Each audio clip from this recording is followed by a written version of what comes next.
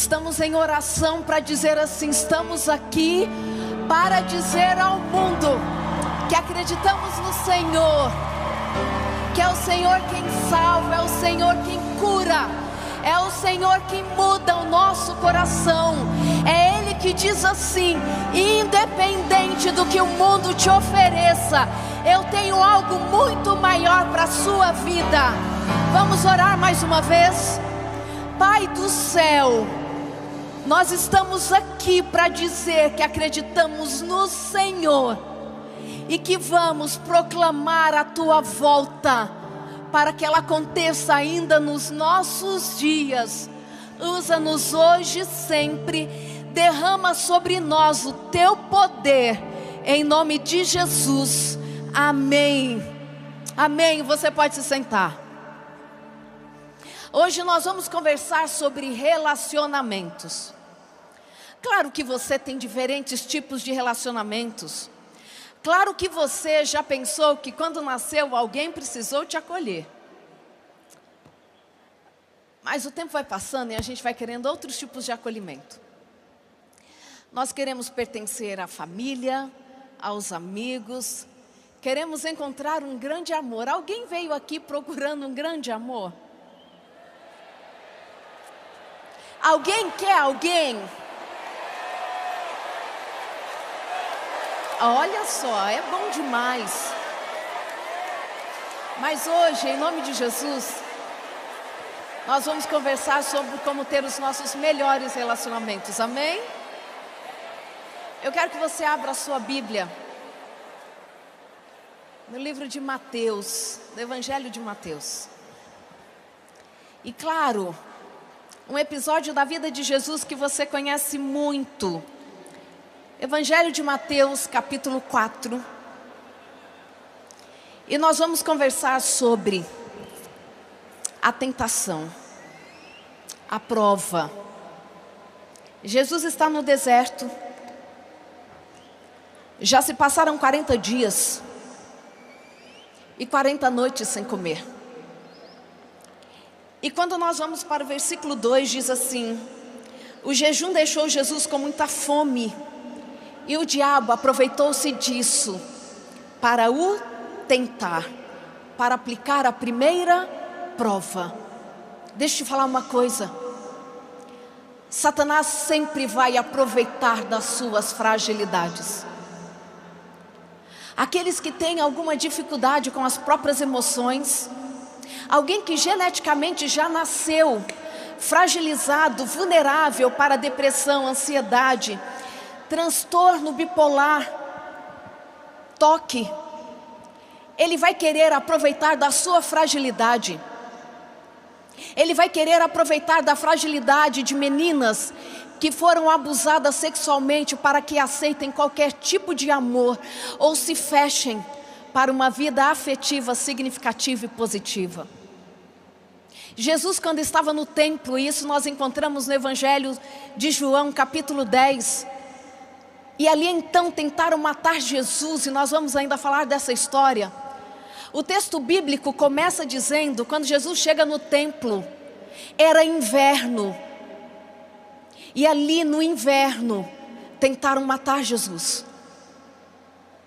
Entregue para Jesus as suas fragilidades, as suas vulnerabilidades, porque Ele é quem tem cuidado de você. E Satanás, ele não quer que você saiba que você tem um Deus que cuida de você nas suas fragilidades. E nessa primeira prova, o que acontece?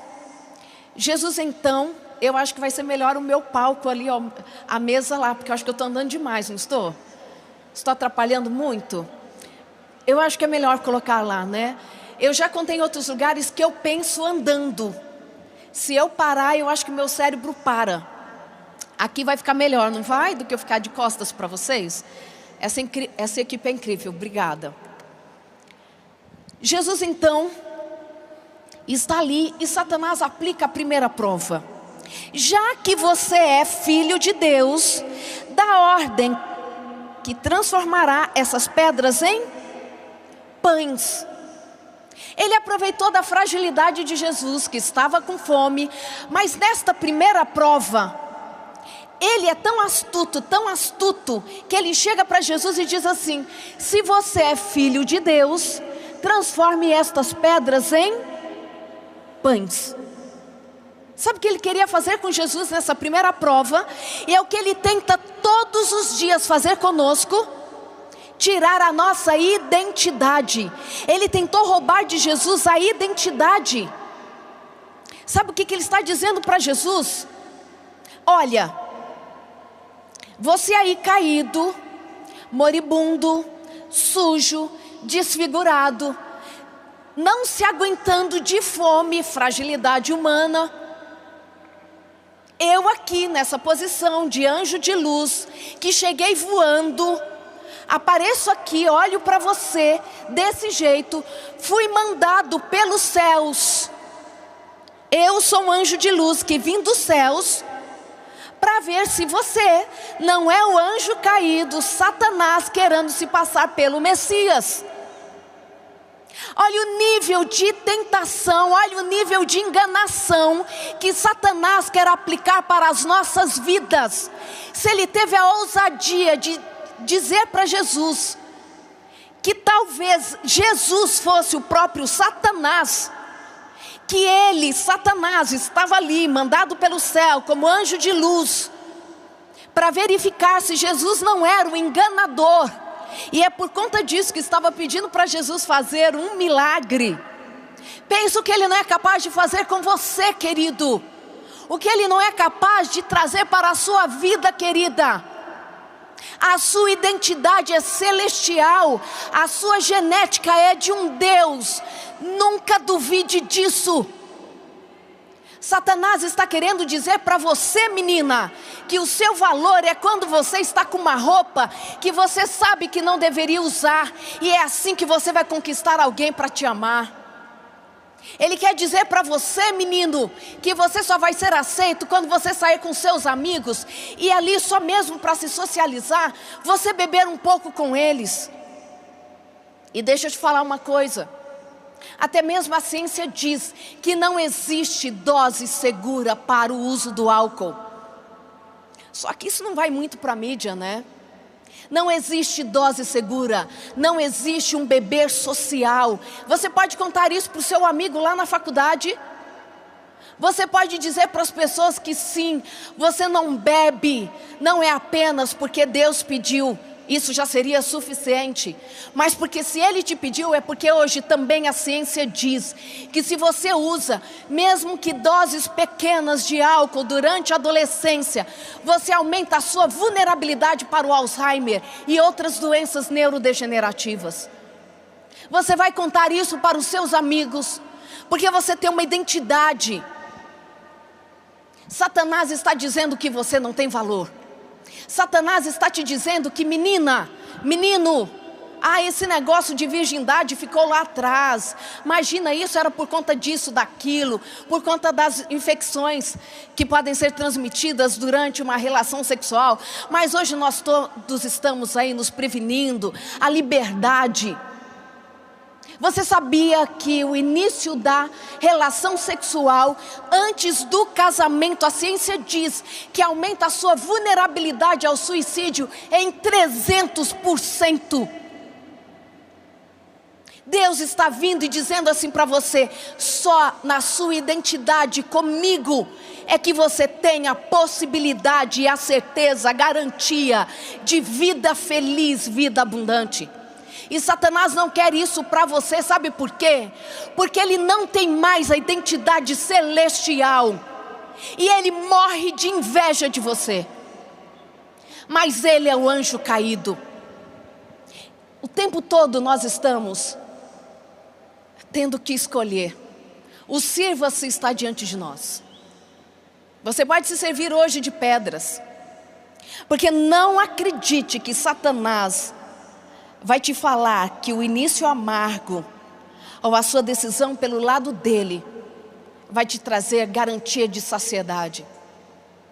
Você hoje pode escolher servir-se das pedras que Satanás te apresenta, ou aguardar ansiosamente pelo banquete que o seu pai já preparou para você. Quando a gente olha para os estudos, o que nós encontramos é que os jovens estão tão confusos, tão confusos.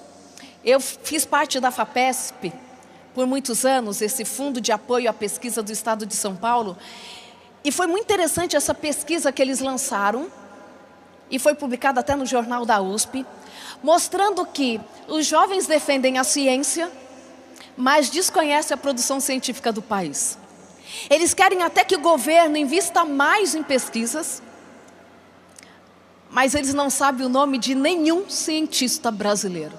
Mais de 60% dos jovens não conhecem o nome de um cientista brasileiro. Se você não lembrar de um, lembra de mim pelo menos, tá? Você fala assim, eu conheço, eu estou fora dessa estatística. Eles não conhecem. É tudo tão confuso, que eles querem. Mas também quando nós olhamos, não sabem fazer uma diferença entre fato ou opinião. Não sabem fazer uma pesquisa sobre um assunto que saiu na internet. E a sua principal fonte de pesquisa tem sido o que os influencers falam nas redes sociais. Recentemente eu dei uma palestra nos Estados Unidos sobre o aborto. Um assunto que um dia talvez a gente converse com o tempo. E os jovens defendendo o aborto, porque ali na Flórida estava a discussão da liberação ou não, enfim. E eles disseram assim, nós somos a favor sim, da liberação, a mulher tal. E eu falei assim, quem trouxe para vocês esses dados? Onde vocês leram sobre isso? Nas redes sociais. Sabe por que eu estou te dizendo isso? Porque vocês não são aqueles que não sabem diferenciar fato de opinião. Na verdade, vocês estão aqui porque vocês foram escolhidos para ajudar os meninos e meninas que estão perdidos nas suas identidades. Sabe por quê, queridos? Vocês não são a geração mimimi. Vocês não são a geração Nutella. Posso te dizer qual é a geração, se é que podemos chamar assim, da geração frágil, vulnerável? A minha geração. A minha é a geração frágil. A geração que não consegue olhar para as redes sociais e se receber uma crítica, já não quer mais fazer nada. Os estudos sociais mostram que a nossa geração é tão frágil, que nós tivemos dificuldade para cuidar da geração de vocês. Então nós precisamos de vocês. Nós precisamos que vocês também alcancem todos os jovens nos diferentes lugares. Quando nós olhamos, as pessoas estão tão sem identidade, os jovens estão tão sem identidade, que hoje o que nós temos é a agamia como a preferência entre os jovens. A agamia é não ter nenhum relacionamento íntimo com ninguém. Não criar nenhum vínculo afetivo mais íntimo, seja com um namorado. Não querem casar, muito menos terem filhos. Sabe qual é a principal preocupação da geração de vocês? Com o meio ambiente. Estão preocupados em salvar o planeta. E eu fiquei pensando, salvar o planeta para quem morar nele? Sendo que não quer filho, não quer casar. Quem vai habitar nesse planeta sem gente? Gente, eu não estou nem indo para a nossa visão cristã. Vocês entendem como a identidade está sendo afetada? Mas a gente precisa avançar porque tem muito mais para conversarmos. E aí ninguém quer ninguém. Mas estudos recentes, e esta é uma matéria que foi lançada recentemente, mostrando que há uma epidemia de solidão, porque não nos atrevemos a passar tempo com os outros sem fazer nada. As pessoas não querem casar, elas não querem vínculo próximo, porque elas não querem gastar tempo com os outros sem estarem fazendo algo que seja muito excitante.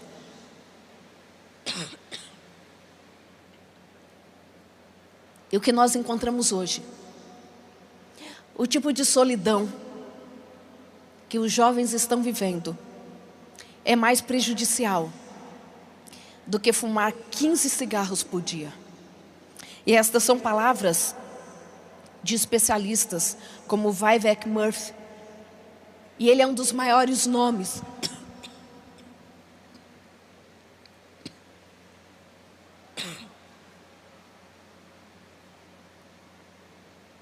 na minha idade. A mudança de clima já mexe com a voz.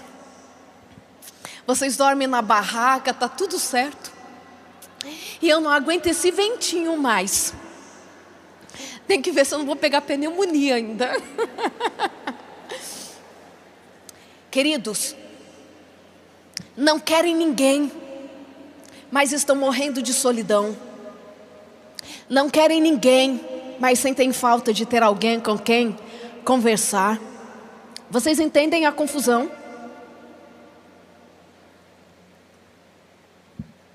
Quando nós olhamos, Deus tem algumas soluções. Deus não apresenta para a gente apenas que nós temos que vencer o pecado, que nós temos que manter a nossa identidade, mas Deus nos aponta caminhos, que na verdade as estratégias que Ele deixou aqui, todas levam para o mesmo lugar. E você já sabe, nós só vamos reforçar nessa manhã. Quando nós olhamos para o cérebro,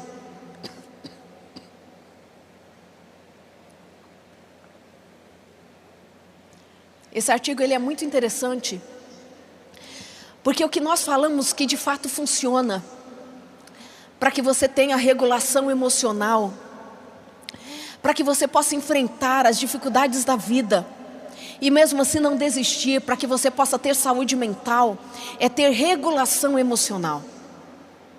A regulação emocional é que coloca em mim o freio, quando eu quero fazer algo que eu sei que eu não posso fazer. E a regulação emocional, ela vai sendo desenvolvida ao longo da nossa vida, mas ela precisa já estar estruturada no final da adolescência. Nós precisamos começar com a criança a ensinar a regulação emocional. Não tenho tudo que quero, na hora que quero, do jeito que quero. E você precisa aprender isso em nome de Jesus. E o que vai te ajudar com regulação emocional é a reavaliação cognitiva de uma situação. E Deus é tão incrível. Eu trouxe só algumas imagens para vocês verem como que a gente trabalha com isso. O que nós vemos é que o sistema límbico, que vocês tanto conhecem, as estruturas profundas, estão envolvidas com medo, com a raiva, com a alegria, com a tristeza.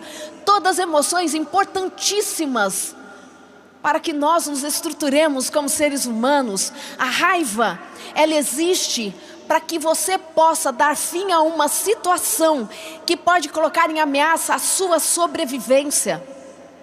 Algo que ameaçou o seu corpo, a sua integridade, os seus valores. É somente um despertar para que você possa ter o comportamento adequado, para que aquele estímulo não te prejudique. A raiva não é para aniquilar o outro, mas para resolver um problema. E deixa eu te falar uma coisa. Nos últimos dias, nestes que estamos vivendo, precisamos aprender e a sermos especialistas em solução de problemas. Enquanto eu tuço, vocês podiam bater palma para não ficar feio.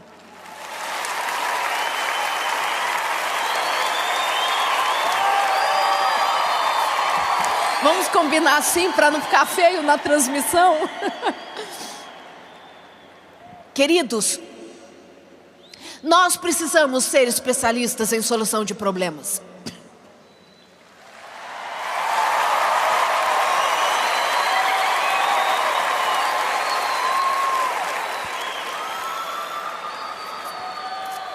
Que a mensagem é tão especial nessa manhã, mas a gente não vai desistir.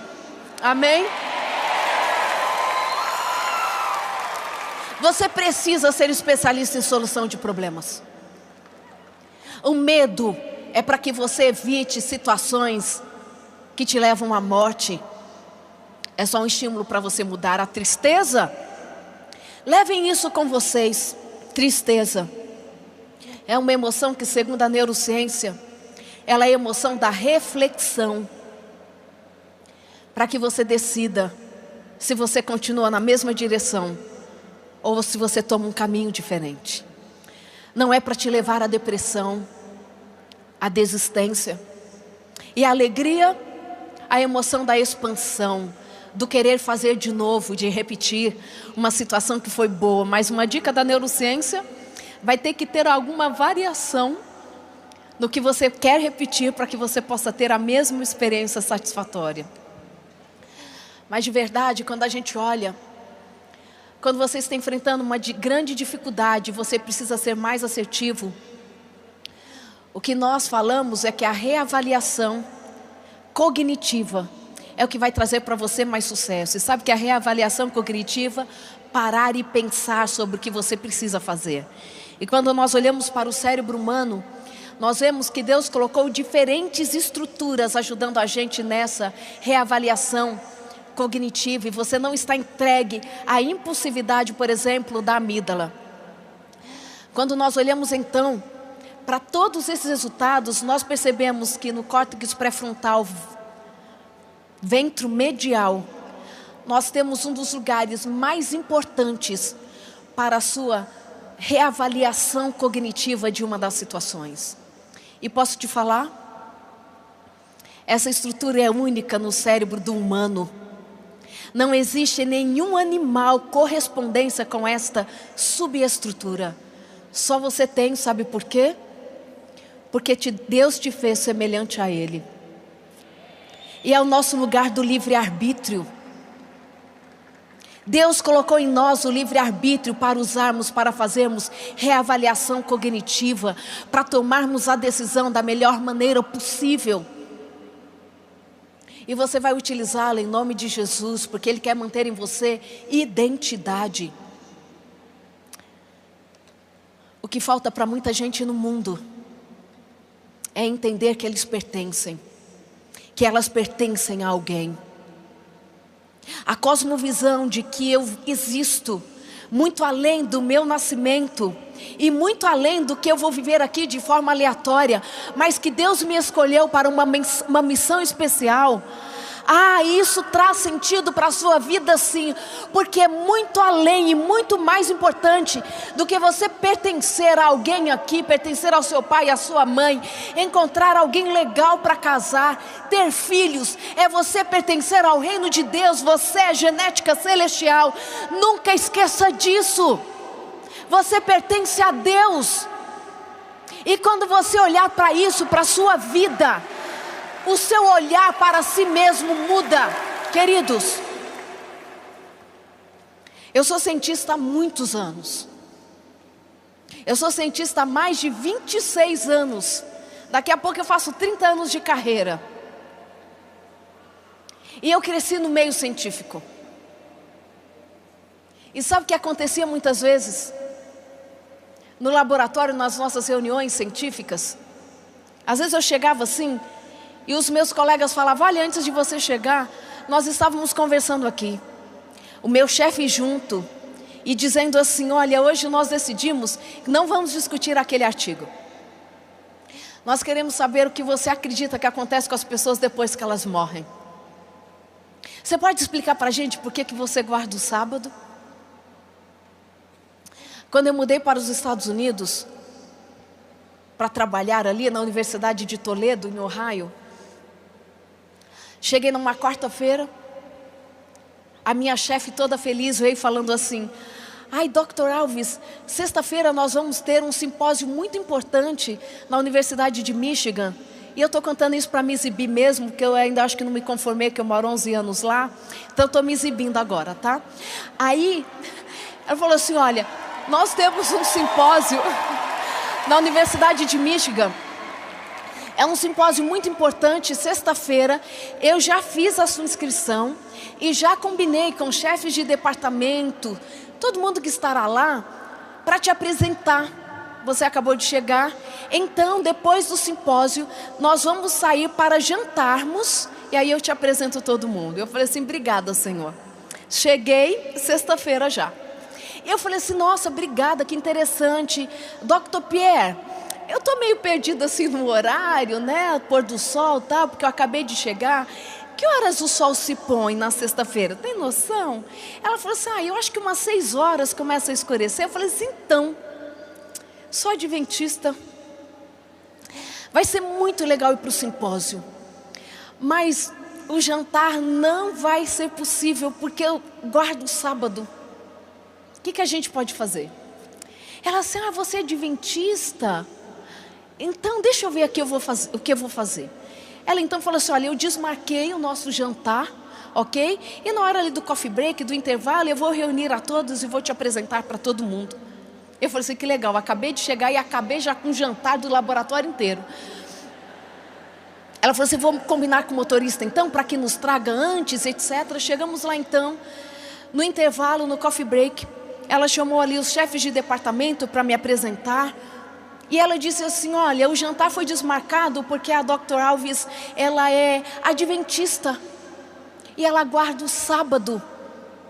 E ela diz assim, eu já escutei muito falar sobre os adventistas, e eu sei que vocês têm alimentação diferente e guardam o sábado, só que eu não conheço mais nada sobre vocês. Você pode explicar para a gente quais são as suas principais doutrinas? E eu ali falei assim, Senhor, por favor me dá o dom de línguas, porque eu não posso errar em nada nesse inglês. Porque vai que eu falo que eu não posso comer porco, mas eu posso comer gambá. Eu não posso, Senhor. E ali depois de eu falar rapidamente sobre as nossas doutrinas, para aqueles cientistas catedráticos, a minha chefe, uma francesa, ela emocionada diz assim na frente de todos, uma pena eu ter nascido num país onde nós aprendemos a não confiar e acreditar em Deus, mas Ele me faz tanta falta. Aí eu disse assim, Dr. Pierre, não precisa se preocupar, eu vou te apresentar para Ele. Queridos, existem pessoas que não tiveram um encontro com Jesus porque foram impedidas disso. Impedidas pelos traumas, impedidas por relacionamentos abusivos, impedidas pela cultura. Mas você foi convidado por Jesus para apresentá-lo àqueles que não o conhecem. Porque nós temos uma cosmovisão que diz que nós nascemos para pertencermos ao reino. Quando nós olhamos para a segunda tentação, e nós vamos ler a Bíblia mais uma vez, diz que Satanás pegou Jesus então, e Jesus, claro, já respondeu que não só de pão procede o homem, mas de toda a palavra que procede da boca de Deus. E na segunda tentação então, que você pode ler nos versículos 5 e 6, diz assim, que ele levou Jesus então à cidade santa, ele o pôs na parte mais alta do templo e o desafiou. Olha que ousadia, leva Jesus para um lugar santo, para fazer uma proposta profana. Presta atenção nisso, pensa nisso. Ele disse pule, para instigar a Satanás. Ele usou até o próprio Salmo 91. Ele entregou os anjos para cuidarem de você, tanto que o protegerão, e você não se machucará. Na primeira tentação, tentando tirar de Jesus a identidade. Na segunda tentação, ele tenta tirar de Jesus o equilíbrio.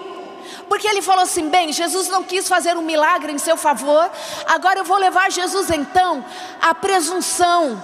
Eu sei que ele tem fé, eu sei que ele sabe que Deus envia anjos para cuidar, então vou levá-lo ao outro extremo. Satanás quer fazer isso com a gente, levar para um extremo ou outro, porque no final ele quer tirar de você equilíbrio. É tanto que quando nós olhamos a uma pesquisa que saiu na Folha de São Paulo, uma pesquisa feita pela Datafolha, no final de 2022, mostrou que 8 a cada 10 brasileiros entre 15 e 29 anos apresentaram recentemente algum problema de saúde mental. Dificuldades com ansiedade para dormir, se sentindo insuficiente. Ele quer tirar de você o equilíbrio, seja físico, mental ou espiritual. Ele quer que você passe uma madrugada inteira mexendo no celular para que você não durma, porque ele sabe que a privação de sono é vulnerabilidade para todas as doenças mentais. Em todas as doenças mentais existe um transtorno do sono envolvido. Então ele quer que você, jovem, não durma mais do que 2, 3 horas por noite, e é a média que vocês estão dormindo. Nós estamos extremamente preocupados. A impulsividade, a agressividade, o suicídio são diretamente proporcionais à privação de sono. A ciclagem para a fase de mania do transtorno bipolar, na maioria das vezes acontece depois de uma noite mal dormida. Que Jesus dê a você o equilíbrio de como você vai usar o seu celular, de como você vai utilizar as suas horas. E o meu tempo está passando. Ele quer que você tenha regulação emocional. E sabe como isso acontece? Decidindo do que você vai se servir. Os estudos mostram, e este é um estudo que foi publicado agora em 2022. Se eu estiver errado, vocês corrigem aí, 2022, 2023. Mostrando que jovens sem religião superam católicos evangélicos em São Paulo e no Rio de Janeiro. Os meninos e meninas não querem mais saber de Deus. Entre os latinos, o catolicismo continua a declinar. Ainda existe fé, mas está declinando a fé na América Latina. E quando nós olhamos no outro estudo, nós encontramos, esse é um estudo de 2014, e em cada país só está acentuando a porcentagem de jovens que não acreditam mais em nada. O Uruguai lidera o país onde mais jovens deixaram de acreditar em Deus. Os sem religião estão crescendo demais. Mas quando a gente vai para a ciência, nós encontramos que a influência da religião ainda é indispensável para a saúde mental. Quando nós olhamos para estudos desenvolvidos ao redor do mundo, não existe na ciência nenhuma estratégia tão eficaz para a prevenção e tratamento de drogas do que aquelas estratégias apresentadas pelas igrejas. Amém? Nós ainda encontramos estudos e existem grandes revisões na literatura mostrando que a religiosidade e a espiritualidade estão envolvidas na prevenção e no manejo da depressão e da ansiedade em jovens. Sabe o que Satanás quer fazer com vocês? Tirar de vocês a certeza de que Deus está cuidando de vocês. Ainda em Deus nós temos parâmetros para sermos felizes. Os estudos mostram que a espiritualidade é importante, mas mais importante que a espiritualidade é a religiosidade. E nós olhamos isso nos estudos de Pérez e colaboradores na USP. Espiritualidade é acreditar que existe algo maior. Religiosidade é ter um corpo de doutrinas claro, o qual você segue. Ter religiosidade, um corpo de doutrinas claro, e você não seguir, é pior até do que não acreditar em nada, segundo os estudos. A última tentação foi Satanás se apresentando e dizendo assim: tudo isso é meu, basta que você se ajoelhe e eu te dou tudo. Jesus então diz para Satanás: cai fora, Satanás. E mais uma vez recorreu ao Deuteronômio para repreendê-lo. Adore somente ao Senhor seu Deus, sirva-o com absoluta inteireza de coração. Fim da prova.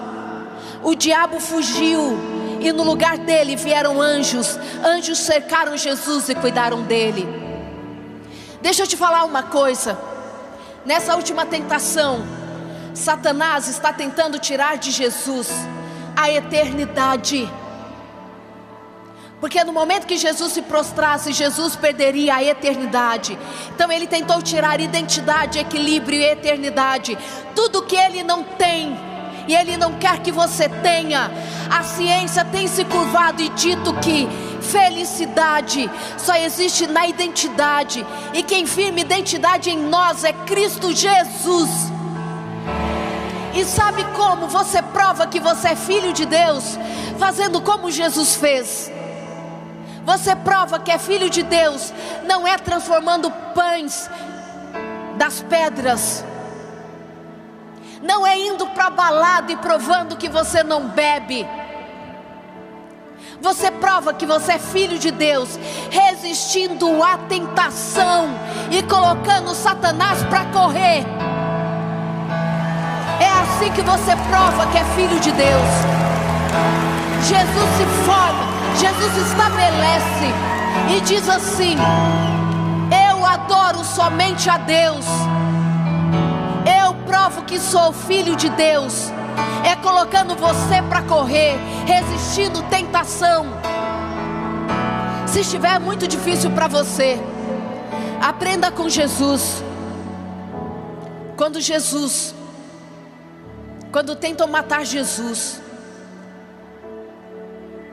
lá no templo, quando o seu ministério está acontecendo, Jesus está no templo, e eles tentam matar Jesus mais uma vez, porque Jesus havia dito: eu e o Pai somos um. Da outra vez que tentaram matar Jesus também assim, foi porque ele levantou no templo em Nazaré e ele disse: hoje a profecia do Messias se cumpre. E tentaram matar Jesus. E sabe, fique esperto. Satanás não está preocupado com o curso que você faz, se você vai ficar solteiro, se vai casar, se vai ter filho. Na verdade, o que incomoda é o que está escrito aqui em João 10. Eu vou ler rapidamente para vocês. Jesus pergunta para eles: por qual das minhas boas obras vocês querem me matar? E eles respondem para Jesus: não é por nenhuma das boas obras que você faz, mas porque você declara que você e Deus são um só. O que Satanás está muito incomodado é que você e o Pai são um. E quando tentam matar Jesus mais uma vez, sabe o que Jesus fez? João capítulo 10, 39 a 42 diz assim: eles ainda tentaram prendê-lo, mas ele conseguiu escapar. Voltou para a região do Jordão, onde João batizava, e ficou ali.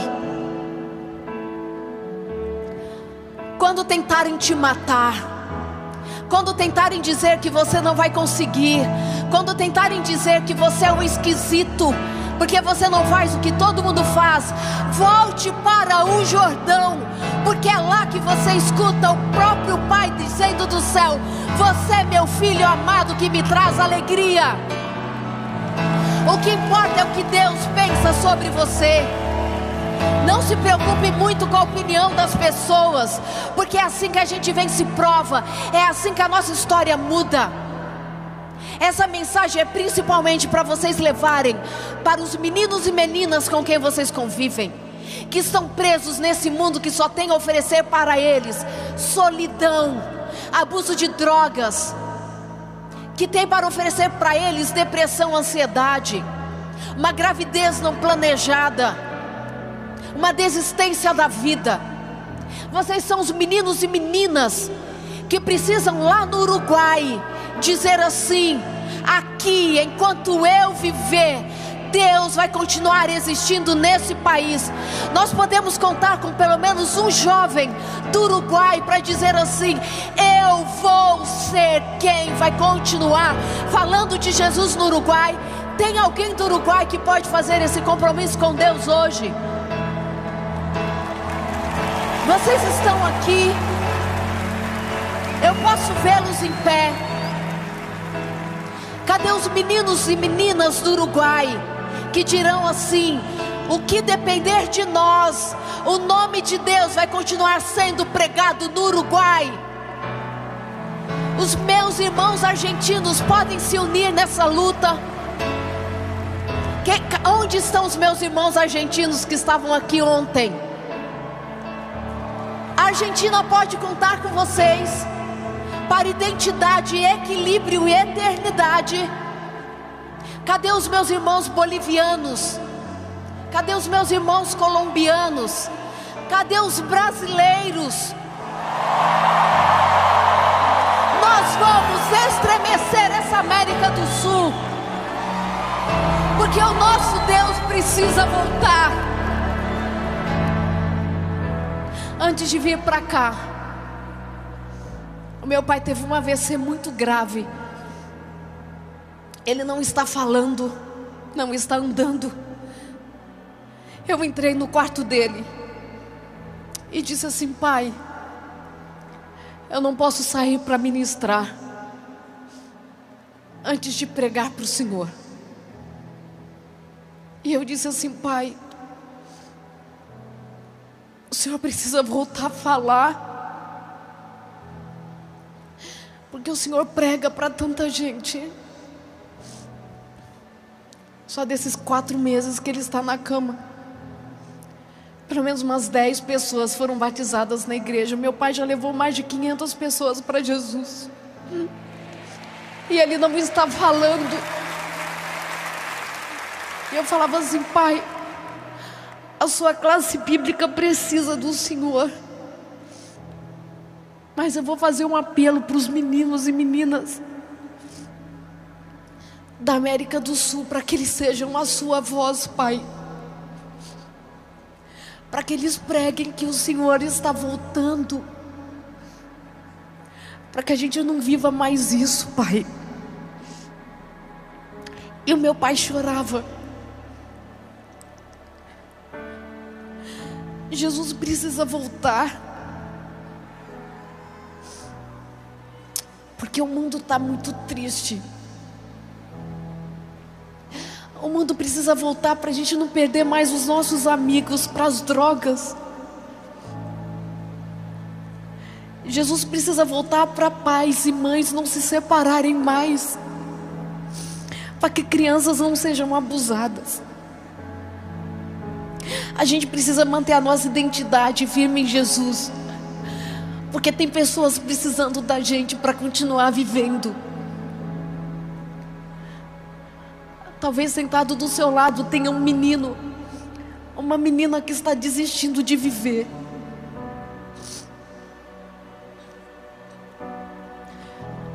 Nós somos Jesus nesse mundo.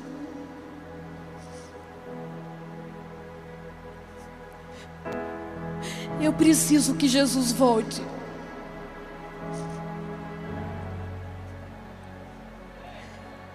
Eu preciso que o deserto passe. Eu não aguento mais atender meninos e meninas que não querem mais viver. Eu não quero mais que o meu telefone toque na madrugada, porque alguém abusou de um bebê. Eu quero que Jesus volte. Eu quero que as pessoas entendam que a salvação está próxima. Queridos, Jesus está voltando. Os nossos relacionamentos precisam ser saudáveis. Eu não posso sair daqui sem orar por você. E eu não quero que a gente faça essa oração de qualquer jeito. Eu sei que você pode levantar, pelo menos. E eu quero ajoelhar aqui por nós.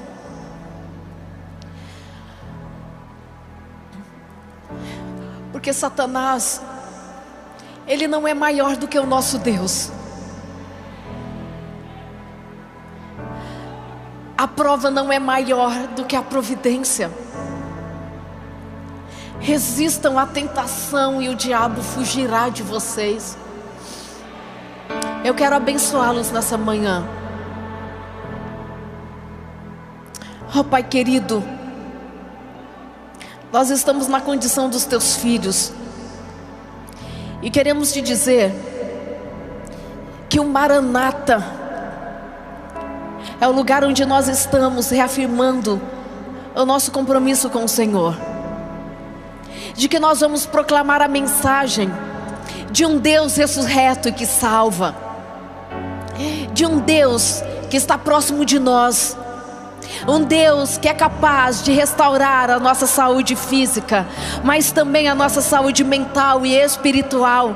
Traga-nos de volta ao relacionamento íntimo com o Senhor, para que a nossa história possa ser extraordinária ao teu lado. Abençoa cada um aqui, de cada país, para que nós sejamos instrumentos seus para a salvação de multidões. É o que pedimos e agradecemos em nome de Jesus. Amém. Amém. Amém. Amém.